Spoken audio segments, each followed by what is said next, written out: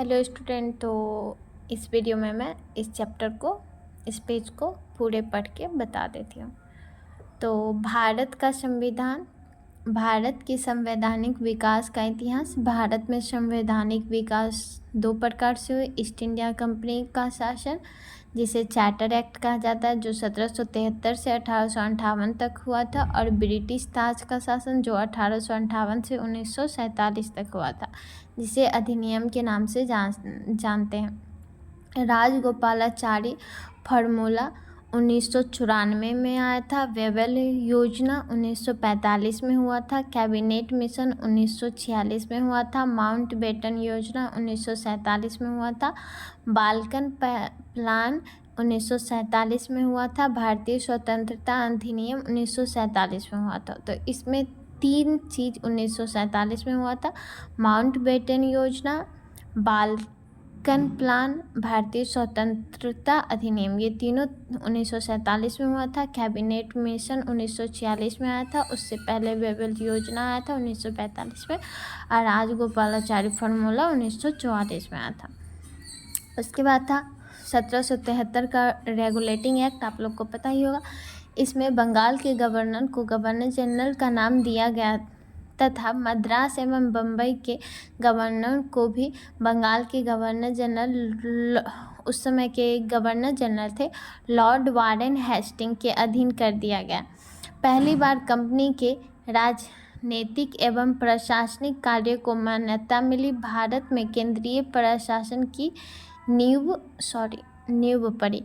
कलकत्ता में एक उच्चतम न्यायालय की स्थापना हुई, 1774 ईस्वी की गई। इसमें एक मुख्य न्यायाधीश एलिजा इम्फे तथा 3 अन्य चैम्बर्स लिमेंस्टर व हाइट न्यायाधीश थे। अंग्रेज अधिकारियों के निजी व्यापार तथा उपहार एवं रिश्वत लेने पर प्रतिबंध है। हालांकि हम आप लोग को पिछले ही वीडियो में समझा दिए, तो इसमें बस हम रीडिंग ही दे रहे हैं, ठीक? नहीं तो बहुत लॉन्ग वीडियो बन जाएगा। एक्ट ऑफ सेटलमेंट 1781 में हुआ। ब्रिटिश सांसद बर्क के सुझाव पर यह एक्ट लाया गया। इस एक्ट को बंगाल जुडिकेचर एक्ट या संशोधनात्मक अधिनियम भी कहा जाता है। इस एक्ट के द्वारा कलकत्ता सरकार को बंगाल, बिहार व उड़ीसा के लिए भी विधि बनाने का अधिकार प्राप्त हो गया। मतलब कानून बनाने का अधिकार प्राप्त हो गया बंगाल, बिहार और उड़ीसा में। इस एक्ट द्वारा राजस्व मंडलों की स्थापना की गई, जो कर वगैरह लेते थे, उनकी स्थापना की गई। पिट्स इंडिया एक्ट 1784, इसका उद्देश्य कंपनी द्वारा अधिग्रहित भारतीय राज्य क्षेत्र को ब्रिटिश क्राउन के अधीन लाना था। गवर्नर जनरल के परिषद के सदस्यों की संख्या 4 से घटाकर 3 कर दी गई। साथ ही प्रांतीय परिषद के सदस्यों की भी संख्या 4 से घटाकर 3 कर दी गई। इस एक्ट द्वारा दोहरे शासन का प्रारंभ हुआ। कंपनी के राजनीतिक मामले बोर्ड ऑफ कंट्रोल के माध्यम से सम्राट के नियंत्रण में आ गए, जबकि व्यापारी मामले पर बोर्ड ऑफ डायरेक्टर का नियंत्रण रहा।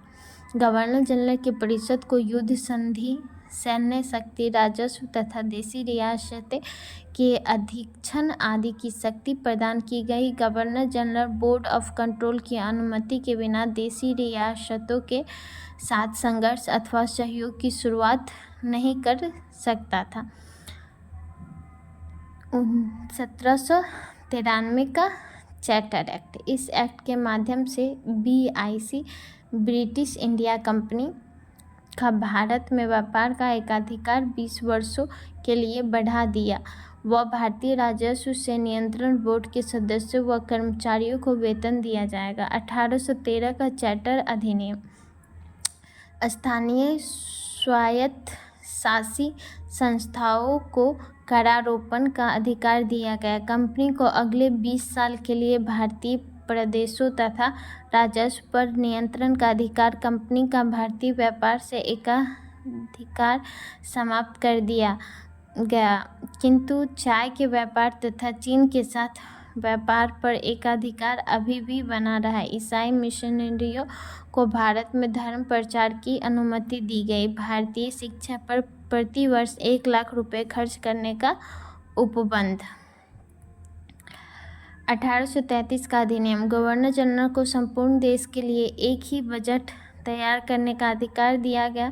कंपनी के व्यापारिक अधिकार पूर्णतया समाप्त कर दिए गए और इस एक्ट के द्वारा भारत में दासता को अवैध घोषित किया गया, परंतु दास प्रथा का उन्मूलन 1843 में किया गया। नियामक कानून के स्थान पर अधिनियम एक्ट शब्द प्रयोग बंगाल के गवर्नर जनरल को भारत का गवर्नर जनरल बना दिया गया। लॉर्ड विलियम बेंटिंक भारत के प्रथम गवर्नर जनरल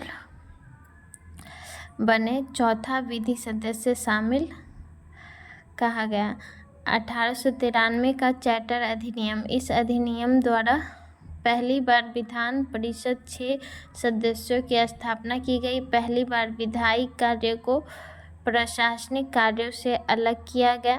सिविल सेवकों के चयन एवं भर्ती हेतु प्रतियोगिता परीक्षा का शुभारंभ। इसके लिए 1854 में मैकाले समिति की नियुक्ति। सिविल सेवा में भारतीयों को भी अवसर देने का प्रावधान किया गया।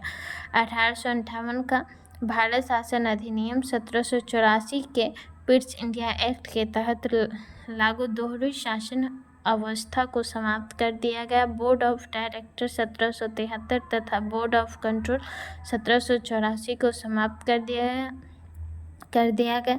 भारत में कंपनी का शासन समाप्त हुआ और भारत की सत्ता अब